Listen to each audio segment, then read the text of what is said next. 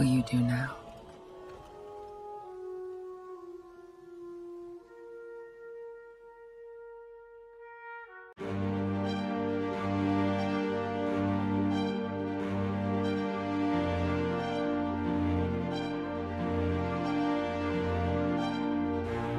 Bring the funk back.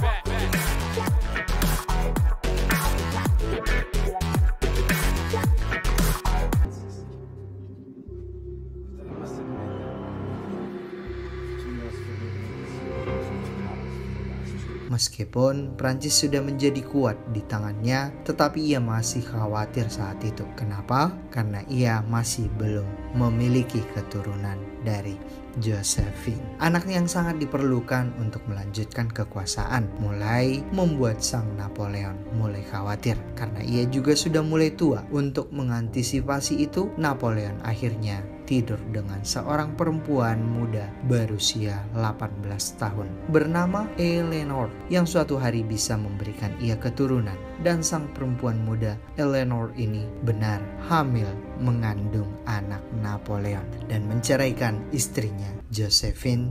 Setelah 15 tahun mereka bersama membina rumah tangga.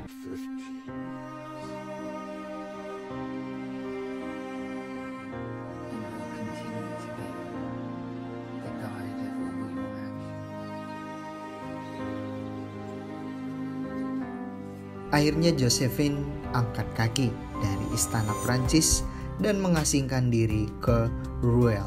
Meskipun mereka sudah bercerai, tetapi Napoleon masih sering mengunjungi Josephine untuk melepas rindunya pada wanita yang benar-benar ia cintai. Meskipun Napoleon tidak bersama lagi dengan Josephine, tetapi mereka masih intens dalam komunikasi melalui surat.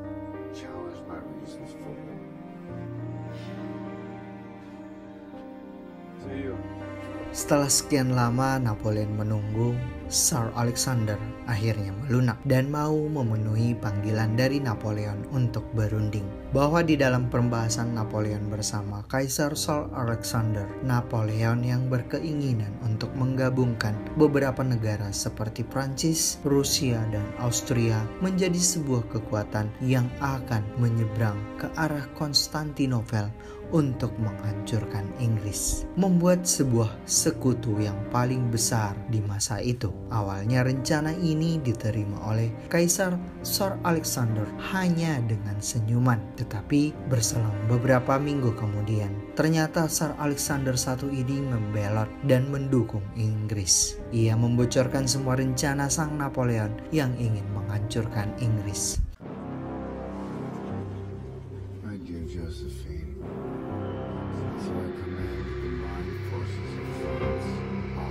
Napoleon yang tidak terima hal itu akhirnya mengumpulkan negara-negara sekutunya, Italia, Jerman, Polandia, dan Austria mulai melakukan invasi ke Rusia di tahun 1812. Napoleon bersama para pasukan gabungannya mulai memasuki Rusia, mulai mencoba mengacak-acak negara tersebut, diawali dari Borodino. Di Borodino, Napoleon memenangkan pertempuran melawan Rusia.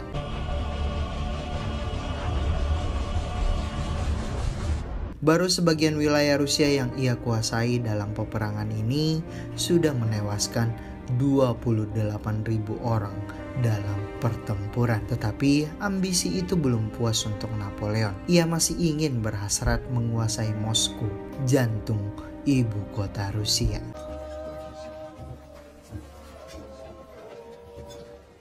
Mereka akhirnya berjalan lagi menuju ke Moskow dengan jarak perjalanan mencapai 332 km. Sampai-sampai cadangan makanan selama perjalanan udah mulai menipis. Sesampai di Moskow, ternyata ibu kota tersebut sudah dikosongkan oleh Alexander Tsar, tapi tanpa apapun yang tersisa di sana.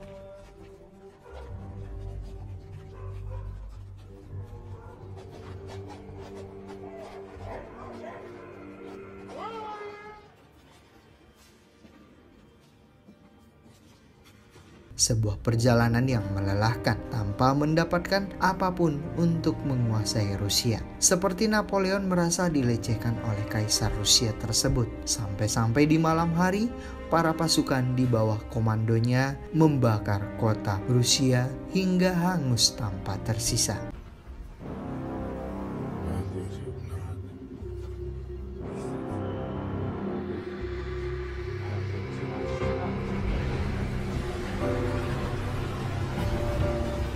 Dengan begitu emosinya sang Napoleon ke kaisar Rusia, ia benar-benar ingin memburu dan mendapatkan sang kaisar tersebut karena ia sudah merasa dipermainkan dalam peperangan yang resmi. I alone know your health, your fears.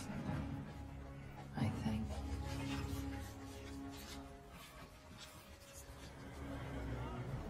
I am nothing without you. Akhirnya Napoleon memutuskan lagi untuk melanjutkan perjalanan ke Saint Petersburg untuk mengejarnya. Perjalanan Napoleon ke Saint Petersburg ini sebenarnya mendapatkan pertentangan dari para sekutu, mengingat mereka mulai kehabisan stok makanan, mencoba melewati cuaca salju yang begitu ekstrim, mengingat hal ini tidak mungkin bisa dilewati oleh mereka. Hingga saking tidak adanya persediaan makanan lagi, kuda yang mereka tunggangi pun dijadikan santapan. Mulai banyak yang sakit, depresi, dan kelaparan. Mereka memutuskan akhirnya pulang kembali ke negara masing-masing.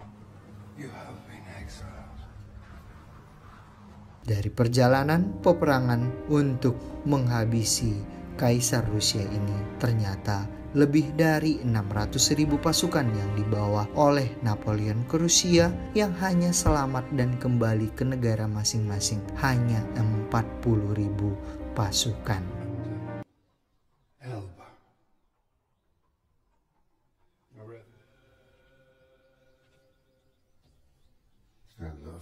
Akibat efek dari tersebut, para negara sekutu yang tidak setuju dengan cara Napoleon yang mengakibatkan banyaknya pasukan mati di perjalanan, para negara sekutu yang dipimpin oleh Inggris mengadakan sidang terhadap Napoleon.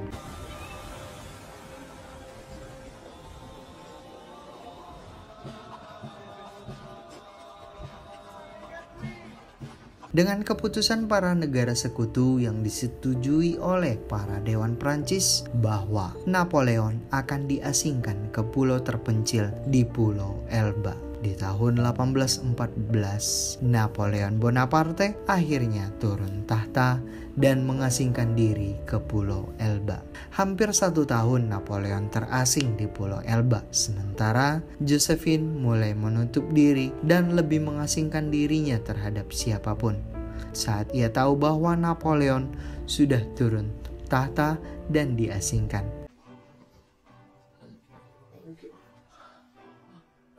Hingga dari hal tersebut membuat Josephine jatuh sakit dan hanya berdiam di rumah saja.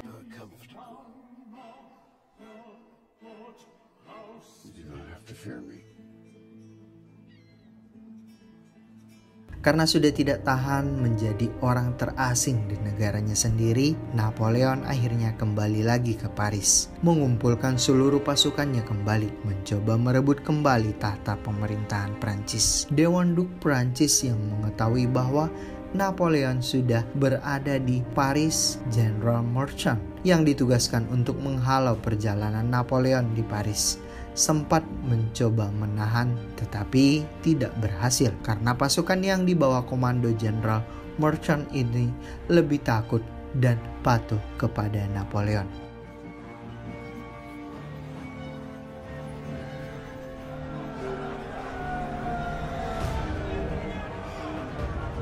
Setelah kekuatan dan kembalinya sang Napoleon, ia mencoba untuk mengunjungi Josephine. Saat sampai di rumah pengasingan Josephine, ternyata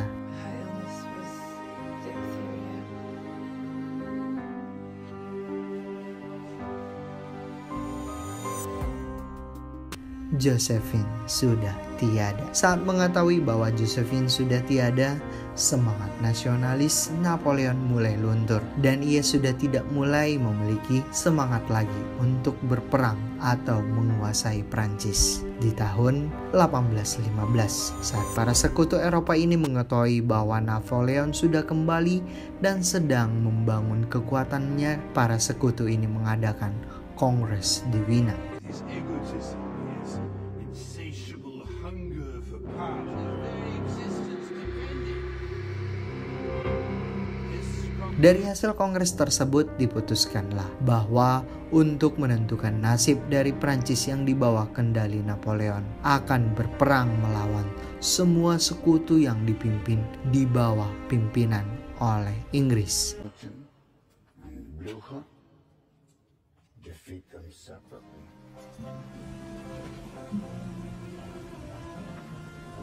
Di tanggal 18 Juni di tahun yang sama dimulailah pertempuran antara kedua belah pihak.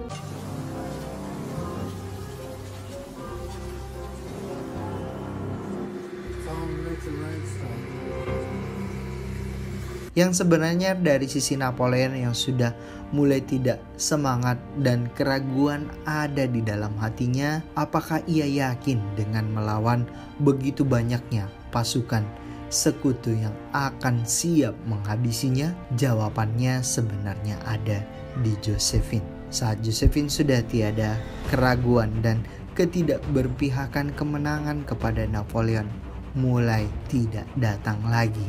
Mulai merencanakan strategi dan rencana mulai diragukan oleh para pasukannya. Perang dimulai.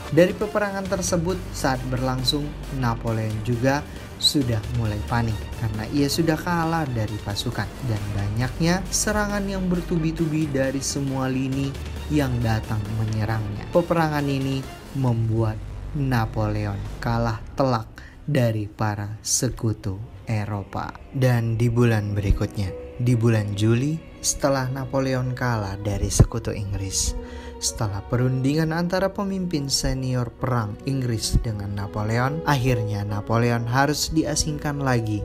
I hate to see you alone. Will you come to me? Saat ini ia diasingkan ke pulau paling kecil bernama Saint Helena, sebuah pulau yang lebih dekat dengan pulau Afrika ketimbang pulau Eropa. Di bulan Oktober, sang legendaris Prancis Napoleon Bonaparte akhirnya terasing di pulau Saint Helena. Di tahun 1821, tepatnya di bulan Mei, Napoleon Bonaparte tewas setelah 6 tahun terasing di pulau Saint Helena.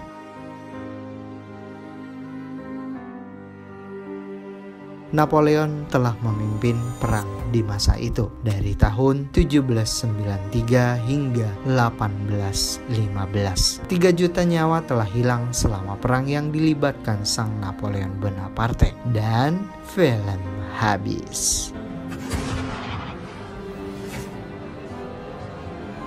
Terima kasih sudah menonton story film Napoleon Bonaparte. Jangan lupa like dan subscribe channel ini. Jika kamu suka tentang film dan ceritanya, share juga ke teman-teman kamu ya.